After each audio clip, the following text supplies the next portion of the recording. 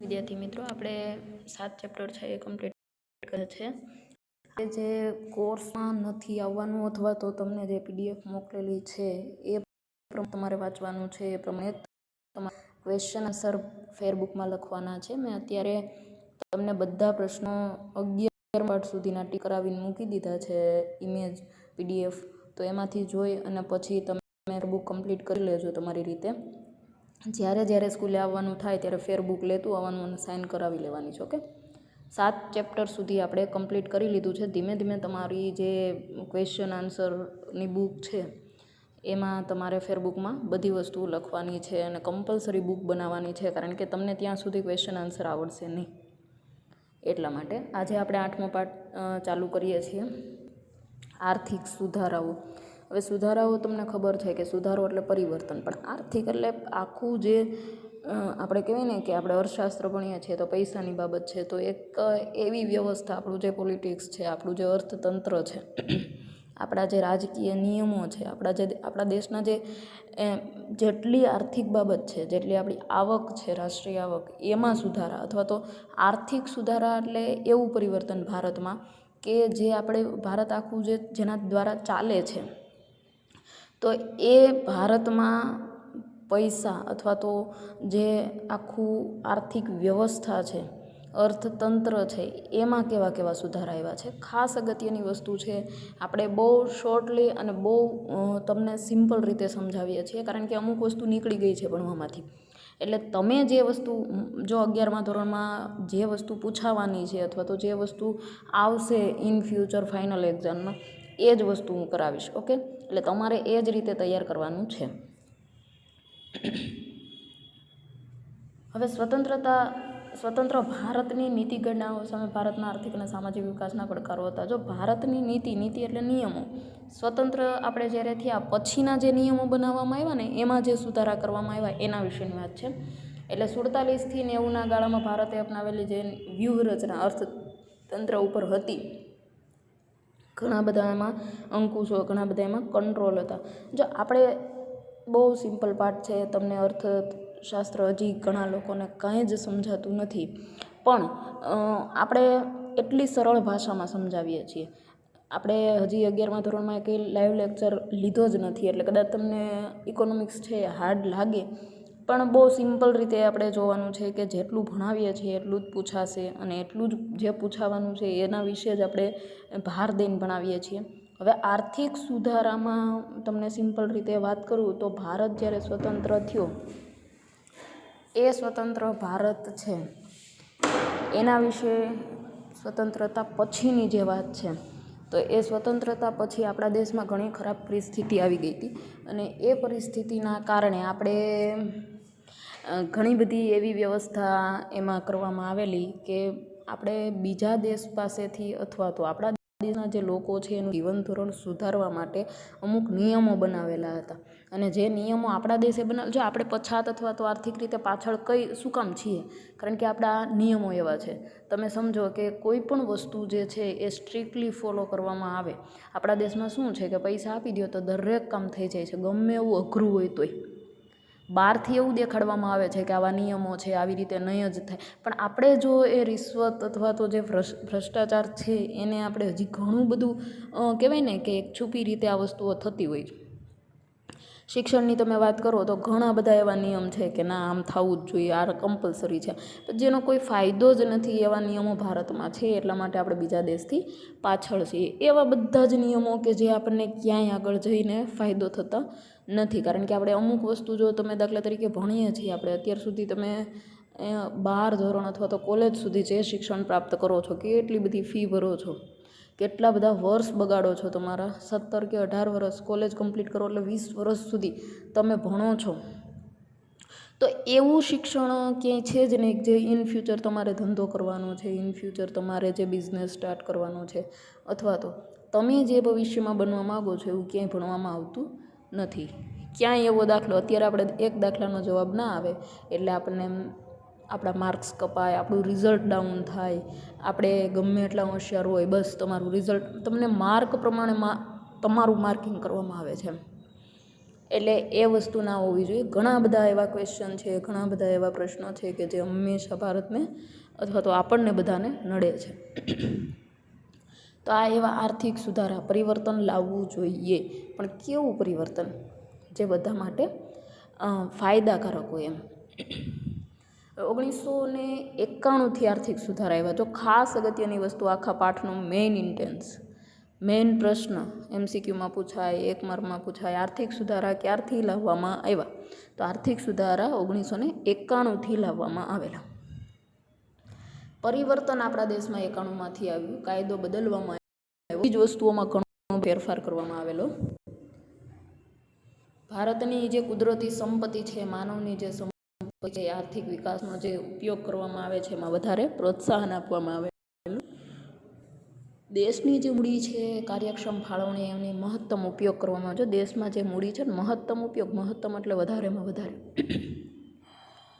દેશની જે રોજગારી છે, આવક છે, નિકાસ છે, એમાં વધારો કરવાનો છે. જો આપણા દેશનો વિકાસ કેમ કરવાનો, આ એના પોઈન્ટ છે.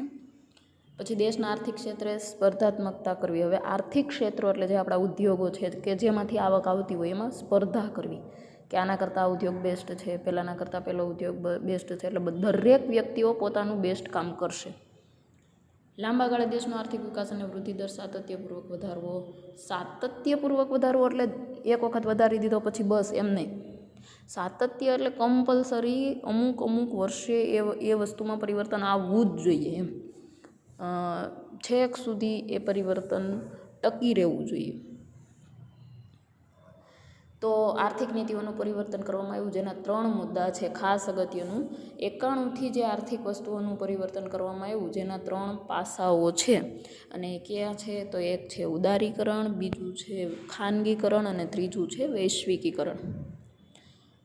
1 માર્કનો ખૂબ જ સિમ્પલ ક્વેશ્ચન કે 1991 પછી આર્થિક પરિવર્તન જે કરવામાં આવેલું એના મુખ્ય 3 પાસા છે, અને એ 3 પાસા છે એમાંથી એક ઉદારીકરણ, ખાનગીકરણ અને વૈશ્વિકીકરણ. ઇમ્પોર્ટન્ટ પ્રશ્ન છે આ. એમાં ઉદારીકરણ એટલે શું? ઉદારીકરણ, ખાનગીકરણ અને વૈશ્વિકીકરણ. ઉદારીકરણ એટલે જે વસ્તુ, જે બિઝનેસ, આપણે અહીંયા બિઝનેસની જ વાત કરીએ છીએ, જે પેઢી, જે આપણો ઉદ્યોગ છે, એમાં અડધું પોતાની વ્યક્તિનું માલિકીનું અને અડધું રાજ્ય સરકાર. ટૂંકમાં આપણે જેને અર્ધ સરકારી કહીએ છીએ, ટૂંકમાં એવી વ્યવસ્થા જેમાં રાજ્ય સરકારનો હસ્તક્ષેપ ના હોય અથવા તો હોય. જો આપણે એને ડિટેલમાં સમજીએ તો રાજ્ય અંકુશિત અર્થવ્યવસ્થામાં ખાનગી સાહસ, વ્યક્તિગત નિર્ણયોનું સ્વાતંત્ર્ય, બજાર પરિવર્તન, આર્થિક નિર્ણયોને વ્યાપ વધે, રાજ્યનો હસ્તક્ષેપ ઘટે, એને ઉદારીકરણ કહેવામાં આવે છે. ઉદારીકરણની વ્યાખ્યા લખો. ઉદારીકરણનો અર્થ સમજાવો. ઉદારીકરણ એટલે શું? ત્યારે તમારે આ એક લાઈન લખવાની છે કે જેમાં રાજ્યનો હસ્તક્ષેપ ઘટે. ગ્રાન્ટેડ સ્કૂલ વિશે તમે જાણતા હશો, અથવા તો કોઈ એવી વસ્તુ કે જેમાં સરકાર મૂડીરોકાણ કરે છે, પણ સરકાર નિર્ણયો નથી લેતા. નિયમો કોણ બનાવે છે? જે વ્યક્તિ છે, જે પાર્ટનરશિપમાં જે વ્યક્તિએ વધારે પૈસા રોકેલા છે, એ વસ્તુ એ વ્યક્તિ ઉપર ડિપેન્ડ કરે છે. એટલે રાજ્ય સરકાર, આપણે જે માનો કે કોઈ પણ વસ્તુ, ઉદ્યોગ તમે સ્થાપો છો, અથવા તો કોઈ સ્કૂલ બનાવો છો, અથવા તો કોઈ પણ એવી મોટી કંપની સ્થાપો છો કે જેમાં તમે મૂડીરોકાણ કરેલું છે, પછી થોડીક તમારો બિઝનેસ બહુ સારો છે, એટલે તમને રાજ્ય સરકાર, એટલે કે આપણા જે રાજ્યના મુખ્યમંત્રી છે અથવા તો આપણા જે રાજ્ય સરકાર છે, એ તમને એમાં હેલ્પ કરે છે, તમને સપોર્ટ કરે છે. નિર્ણયો તમારા હોય છે, તમારે જ બધી વસ્તુઓ હેન્ડલ કરવાની છે. સરકારને તમારું કામ ગમે છે, એટલે તમારું મૂડીરોકાણ, તમારો બિઝનેસ ટકાવી રાખવા, તમારો જે ધંધો છે એને આગળ વધારવા માટે હેલ્પ કરે છે. એટલે એને કહેવાય ઉદારીકરણ, સરકારની ઉદારતા. ભારતમાં આવું મિશ્ર અર્થતંત્ર, રાજ્યનો અંકુશ, ખાનગી બજાર આધારિત ક્ષેત્રના સ્વીકારને ઉદારીકરણ કહે છે. એમાં 4 પોઈન્ટ અગત્યના છે. અર્થતંત્ર ઉપર રાજ્યનો અંકુશ ઘટતા જાય છે. આખું જે બિઝનેસ છે, જે સારામાં સારો બિઝનેસ છે, એમાં રાજ્ય કોઈ વસ્તુઓનું રાજ્ય સરકાર હસ્તક્ષેપ કરતા નથી. હસ્તક્ષેપ એટલે દખલગીરી. તમારે જે કરવું એ નિયમો તમારા, કોઈ રાજ્ય સરકારની પરમિશન લેવાની જરૂર નથી. તો આ નિર્ણયોની પ્રક્રિયામાં માંગ અને પુરવઠામાં પરિબળોની અસર વધારવી, તબક્કાવાર જાહેર ક્ષેત્રમાં ખાનગી ક્ષેત્રનો પ્રવેશવા દેવા, દેશના ઉદ્યોગોને આંતરરાષ્ટ્રીય સ્પર્ધા સામે અપાતું ખાસ નીતિગત રક્ષણ, રાજ્ય દેશના ઉદ્યોગો અને વિદેશી ઉદ્યોગો બાબતે તટસ્થ રહે છે. આ છે આપણું ઉદારીકરણ. ઉદારીકરણની પ્રક્રિયા. તો ઉદારીકરણની પ્રક્રિયા છે ને MRTP એક્ટ 69 ને કોમ્પિટિશન એક્ટ 2002માં બદલવામાં આવેલો. ફેરામાંથી રેગ્યુલેશન શબ્દ હટાવી અને મેનેજમેન્ટ શબ્દ મુકાયો, એટલે હવે નિયમ પ્રમાણે સંચાલક કરશે. જેથી ફેરાનું શું થઈ ગયું? ફેમાં. એક માર્કમાં પૂછાય કે ફેરાનું અર્થતંત્રમાં જ્યારે પરિવર્તન કરવામાં આવ્યું તો એનું શું થઈ ગયું? તો ફેમાં.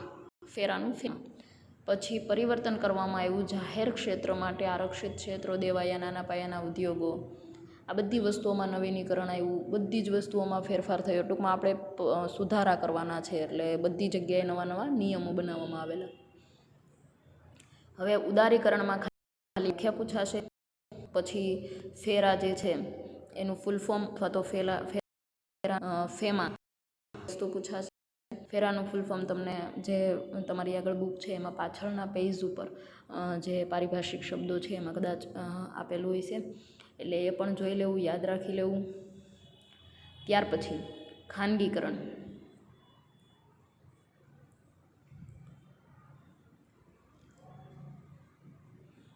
ફોરેન એક્સચેન્જ રેગ્યુલેશન એક્ટ ફેરા. પછી ફેમાં ફોરેન એક્સચેન્જ મેનેજમેન્ટ એક્ટ. એ બધી વસ્તુ તમારે યાદ રાખવાની છે. એક જ માર્કમાં આ વસ્તુ પૂછાય ત્યારે આપણે એક માર્ક પણ આપણને આવડવું જોઈએ. હવે ખાનગીકરણ. ઉદારીકરણમાં તમારે બીજું કાંઈ યાદ રાખવાનું નથી, માત્ર ને માત્ર એની વ્યાખ્યા. ખાનગીકરણમાં પણ સેમ. ખાનગીકરણ એટલે ઔદ્યોગિક માલિકીનું જાહેર ક્ષેત્રમાંથી ખાનગી ક્ષેત્રમાં હસ્તાંતરણ. બહુ સિમ્પલ વ્યાખ્યા છે. હસ્તાંતરણ એટલે રૂપાંતર, ટ્રાન્સફર કરવું. ખાનગી ક્ષેત્ર, ખાનગીકરણ, પ્રાઇવેટ જે વસ્તુ છે એ સરકાર હોય એ પ્રાઇવેટ કંપનીને આપી દે, એટલે કોઈ એક વ્યક્તિ છે એને ખરીદી લે, એને કહેવાય ખાનગીકરણ. આ એની વ્યાખ્યા છે, તમારે એટલું જ યાદ રાખવાનું છે. હવે ખાનગીકરણના બે પ્રકાર છે, વિમૂઢીકરણ અને જાહેર ક્ષેત્ર માટે અનામત ઉદ્યોગની સંખ્યા ઓછી કરી ખાનગી ક્ષેત્રનો વ્યાપ વધારી જાહેર ખાનગી સંયુક્ત માલિકીના ઉદ્યોગો સ્થાપીને. આ 3 પોઈન્ટ એના છે, પણ એ એટલા બધા અગત્યના નથી. આપણે ખાનગીકરણની વ્યાખ્યા જ યાદ રાખવાની છે. ભારતમાં વિમૂઢીકરણનો અર્થ અને પ્રક્રિયા. વિમૂઢીકરણ એટલે શું? તો કે જાહેર ક્ષેત્રના ઉદ્યોગમાંથી રાજ્ય પોતાનો ફાળો ઓછો કરીને પાછો ખેંચી લે. આમ રાજ્ય જાહેર ક્ષેત્રના ઉદ્યોગમાંથી પોતાની મૂડી પાછી ખેંચી લે, જેને કહેવાય છે વિમૂઢીકરણ. દાખલા તરીકે માનો કે પહેલાંના સમયમાં અથવા તો ઘણી બધી એવી વસ્તુઓ છે કે પહેલાં સરકાર દ્વારા ચાલતી હતી. દાખલા તરીકે અત્યારે રેલવે છે ને, એ પહેલાં ખાનગી હતી, હવે સરકારી થઈ ગઈ. પછી ઘણી બધી બેન્કો એવી છે કે જે સરકારી હોય છે, અથવા તો પહેલાં ખાનગી હોય ને પછી સરકારી બની જાય. એટલે સરકાર પાસે જ્યારે નાણાં ઓછા થઈ જાય અથવા તો એને એમ થાય કે હવે આપણી પાસે પૈસા નથી, તો એ કોઈ એક વ્યક્તિને વેચી દે છે. તો એ વસ્તુ જ્યારે વેચી દે છે ને કોઈ વ્યક્તિ એને ખરીદી લે છે, એટલે સરકાર પોતાના પૈસા છે એ પાછા ખેંચી લે છે. ટૂંકમાં સરકારની એમાં કોઈ વસ્તુ પછી ચાલતી નથી, ખાનગી વ્યક્તિને એ વેચી નાખે છે. એને કહેવાય વિમૂઢીકરણ. વિમૂઢીકરણ, મૂડી એટલે પૈસા, વિમૂઢીકરણ એટલે પાછા ખેંચી લેવા. સરકાર પોતાના પૈસા જે છે એ પાછા ખેંચી લે છે. તો આ વસ્તુને વિમૂઢીકરણ કહેવાય છે. એક માર્કમાં વિમૂઢીકરણની વ્યાખ્યા પૂછાય ત્યારે તમારે લખવાનું કે સરકાર કોઈ વસ્તુ પોતાની વસ્તુને વેચે છે, અથવા તો પોતાની વસ્તુ જે કંપનીઓ છે એમાંથી પોતાના પૈસા, પોતાનો ફાળો પાછો ખેંચી લે છે. અને વિમૂઢીકરણની પાછી બે, જાહેર ક્ષેત્રના તમામ શેર ખાનગી ક્ષેત્રને વેચી દે એટલે માલિકીનું સંપૂર્ણ હસ્તાંતર. શેર તમારે આગળ ભણવામાં આવશે. સરકાર પોતાના શેર છે ખાનગી કંપનીને વેચી નાખે, એટલે ખાનગી કંપનીની માલિકીના શેર થઈ જાય અને સરકાર પોતાના પૈસા પાછા ખેંચી લે. જાહેર ક્ષેત્રના કેટલાક શેર ખાનગી ક્ષેત્રને વેચે, 29% કે 49% ખાનગી ક્ષેત્રને આપવા, એટલે 51% ખાનગી જે કંપની છે, કોઈ માણસ છે એનો ભાગ, અને 49% સરકારનું. એટલે 51% વાળાનું નિયમો ચાલે, કારણ કે એણે 2% વધારે પૈસા રોકેલા છે. એને કહેવાય મોટા પાયાનું વિમૂઢીકરણ. પછી વૈશ્વિકીકરણ, જો વિમૂડીકરણની વ્યાખ્યા પૂછાશે, જેટલું આવવાનું છે જેટલું પૂછાવાનું છે એ જ પોઈન્ટ ઉપર આપણે ભાર દઈએ છીએ. વૈશ્વિકીકરણ એટલે દુનિયાની દરેક દેશમાં જે વસ્તુઓ થતી હોય વિશ્વ સાથે ગ્લોબલાઇઝેશન જેને કહેવાય. વૈશ્વિકીકરણ એટલે દેશના અર્થતંત્રને વિશ્વના અર્થતંત્ર સાથે વધારેમાં વધારે જોડવું અથવા તો સાંકળવું. તો આવા જે સંબંધો છે, ચીજ વસ્તુઓ છે, માનવ સંસાધન, ટેકનોલોજી, કુદરતી સાધન, બધી જ વસ્તુઓ જે છે એ આપણે ભારતને બીજા દેશ સાથે જોડવા, બધા આપણને ઓળખે વિશ્વમાં. આયાત નિકાસ ઉપર બધી વસ્તુઓ જે છે એમાં પરમિશન આપવી અને WTO વર્લ્ડ ટ્રેડ ઓર્ગેનાઇઝેશન જે છે એ ભારત એમાં એનું સભ્ય બનેલું છે 1995થી. ભારતીય ચલણ રૂપિયા અન્ય દેશના ચલણ સાથે વિનિમય દરે ક્રમશઃ મુક્ત કર્યો, ખરીદ વેચાણને સરળ બનાવેલું છે. તો આ બધી જ વસ્તુઓ જે છે એ વૈશ્વિકીકરણની પ્રક્રિયામાં આવે છે. એ બધી જ જે રોકાણકારો છે, ઉદ્યોગકારો છે, એ બધાના વ્યવહારો ખૂબ સારા, એને છૂટ આપવામાં આવેલી. એમ ટૂંકમાં વિશ્વમાં આપણું ભારત આગળ આવે એવી બધી છૂટ આપણને સરકાર આપી દે છે. વેપારી, રોકાણકર્તા, મોટા મોટા ઉદ્યોગપતિઓ જે છે એને બધાને સારામાં સારા નિયમો અને છૂટછાટ આપવામાં આવેલી છે કે તમે કોઈ પણ રીતે ભારતની આવક વધારો, તમારે બીજા દેશ સાથે જે વસ્તુઓ વેચવી હોય એ વેચી શકો છો. અમુક પ્રકારની છૂટછાટ વૈશ્વિકીકરણમાં આપવામાં આવેલી છે. અહીંયા સુધી આપણે રાખશું, પછી આપણે ભારતમાં વિદેશી મૂડીરોકાણ વિશે જોશું. બરાબર, થેન્ક યુ.